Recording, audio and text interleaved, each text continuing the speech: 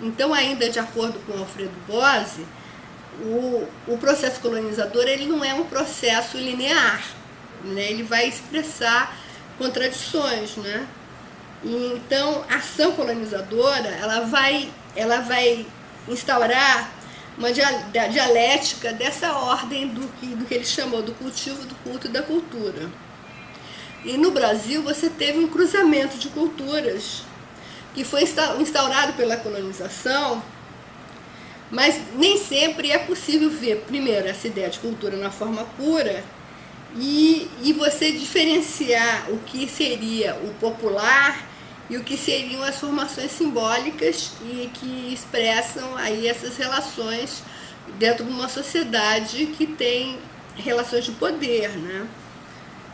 Então, hoje em dia, eu acho que é importante pensar as características próprias da formação cultural brasileira, porque quando se fala em colonização, em geral se toma como referencial ou a colonização britânica, que são as colônias de povoamento americanas, claro que teve plantation nos Estados Unidos também, né? Então nunca o tipo é puro, ou então você tem essa colonização britânica da Índia, né? Ou então você tem a colonização hispânica, a América Hispânica, que foi basicamente através dos missionários.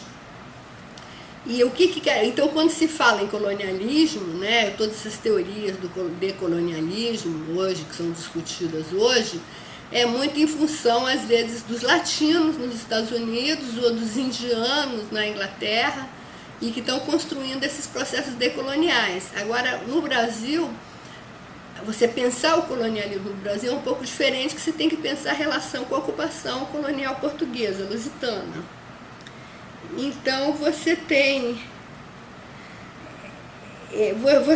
aí, quer dizer, quais eram as motivações dos portugueses?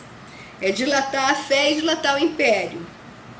E que se organizou com base na ocupação da plantation e na exploração, mercantilismo do extrativismo. Em relação à Amazônia é interessante, porque todo mundo sabe, o Tratado de Tordesilhas não previa que a Amazônia seria portuguesa, mas houve uma expansão, uma fronteira móvel, como diz o Serafim Leite, que houve uma expansão colonial portuguesa, via de regra pela apropriação primária, e que foram sendo colocados os estabelecimentos portugueses e esse território foi se consolidando como a expansão luso-brasileira.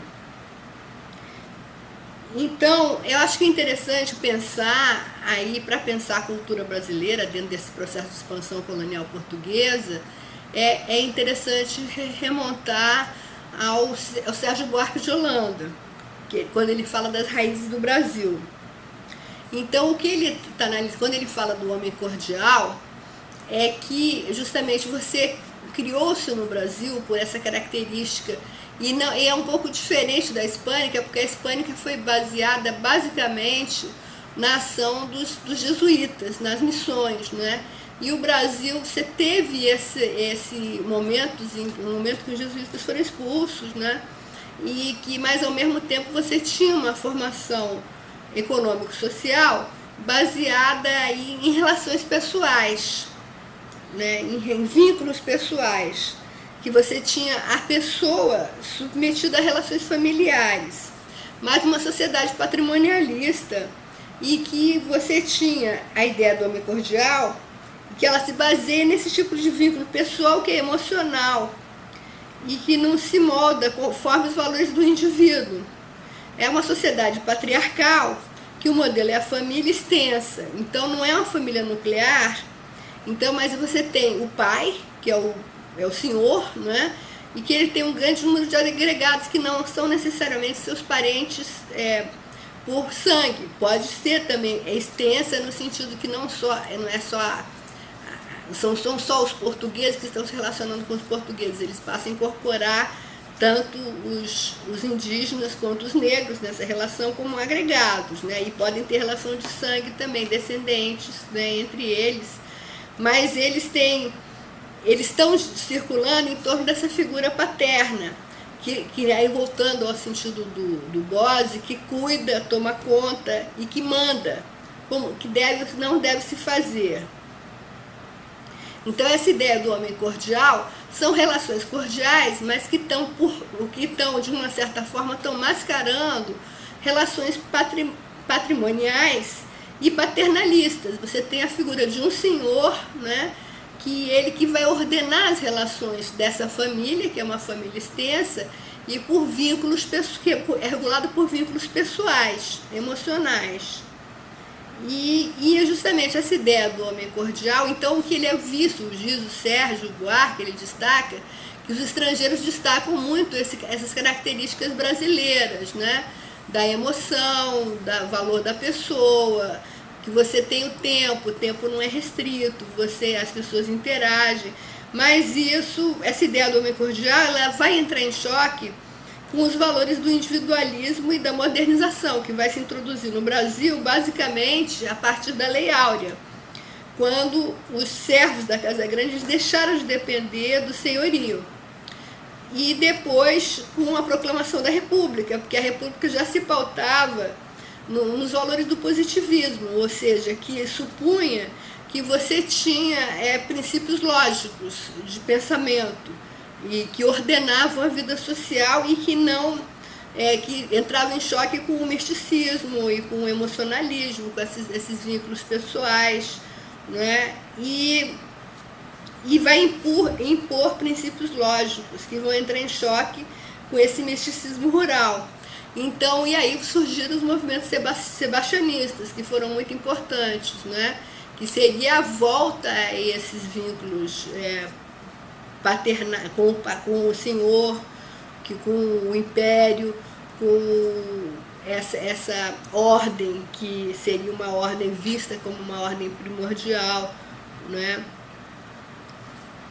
E isso vai representar um choque cultural. E os valores familiares, as relações pessoais, elas continuam existindo, sendo muito fortes, e a ordem patrimonial continua sendo muito forte, ainda que, em tese, o Estado republicano se baseia não mais nos vínculos personalistas, mas na relação entre indivíduos. Então, isso vai ter, esse choque cultural coloca em choque também essa ideia do homem cordial, que acaba sendo também continua sendo uma máscara, né, de relações de tensão entre o indivíduo, o urbano, com esses valores pessoais, familiares, e é uma relação de tensão. Então, é aquela história, o homem cordial, ele trata como seus aqueles que ele considera como seus, e os outros não, os outros eles são desprezados nessa ordem patrimonial, não é?